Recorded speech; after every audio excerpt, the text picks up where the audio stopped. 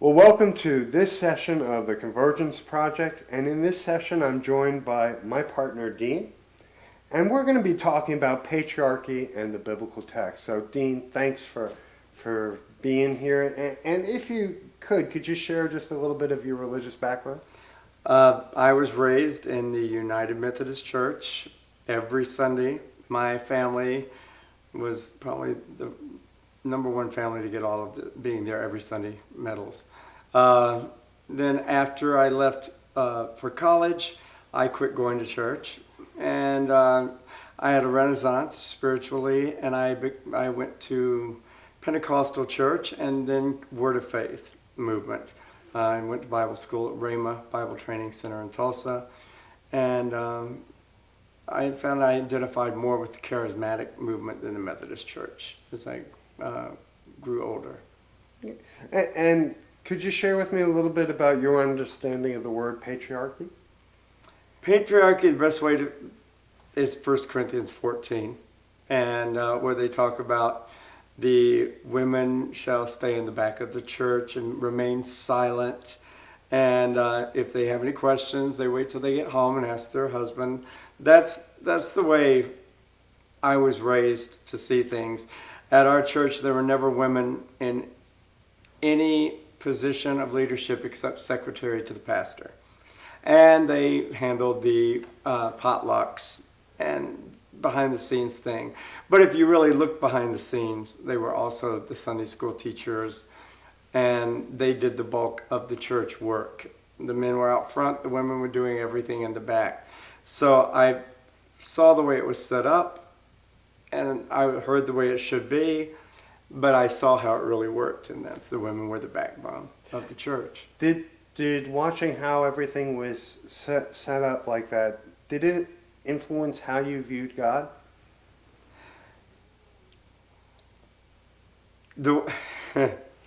I view God as our Father, and that has stuck with me.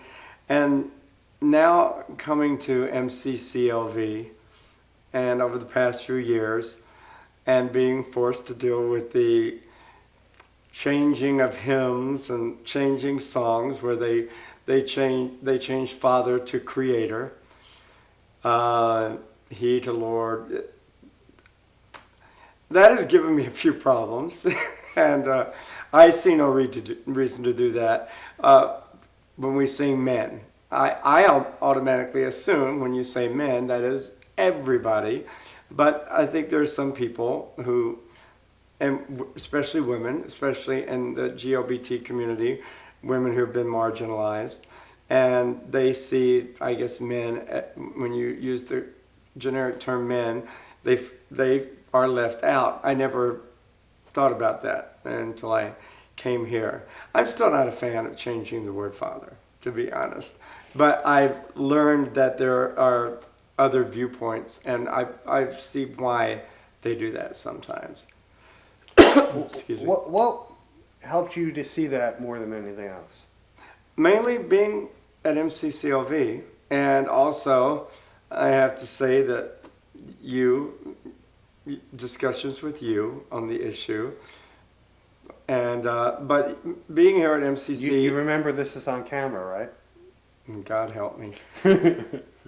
Excuse me. I'm sort of an old stick in the mud sometimes, and I'm not really a person who likes change. But I understand, and I understand that women for many years were kept second place citizens, the right to vote, and you can't be a pastor, or you can't hold an office in the church. And I've seen that change, even in the Methodist church that I grew up in, that changed over the years. And so there has been a progression of change through the years. And there are some denominations who still have a ways to go, but there are some who now treat everybody as equals, which women and men and women as equals. And hopefully that is expanding to include other minorities or people as well. Growing up in a patriarchal culture, as a man, do you think it impacted how you viewed women and how you treated women? To be honest, not me, because I hung around the women more than I hung around the men. And when I grew up, my family, we would go to North Carolina. That's where all my father's and mother's relatives were. And we would go back for a couple of weeks in the summer. And in the evenings, everyone would converge on Granny and Grandpa's house. The men would all go to the side of the house. There's this big, beautiful tree. That's where they hung. The women all hung out on the front porch in the swing and the rocking chairs. That's the way everyone visited. And I never quite understood that. And when I was younger, but to be honest, I stayed on the front porch with the women because there was just a lot more fun. More gossip. You knew everything about everybody that was going on. And I had one aunt, though, Joanne, who would always go over to the men where all the men were hanging because she knew it irritated them. And she would do it every single evening. She'd go, "Hi, what's going on over here?" And they'd all just look at her. And she'd hang around just long enough to annoy everybody. And then her husband would give her that look, and she'd head back to the front porch, reveling in her annoying the men. But for me, the women always seemed to me to be the ones actually in charge. The men seemed to be like the ones who were up front, but the women seemed to be the ones who got everything done. And that's why I enjoyed being with them more.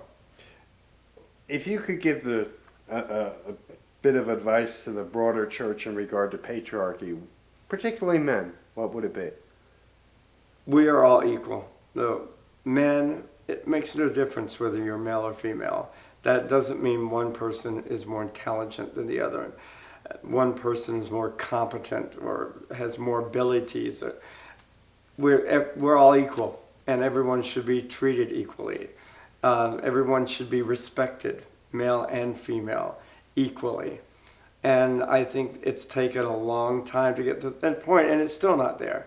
Women still don't get equal pay for doing the same jobs. There's a long ways to go, but it's a lot better. But just always, men need to respect the women, and the women need to stand up and for what they believe and for the position that they deserve, being equal to men. Thank you. Thank you.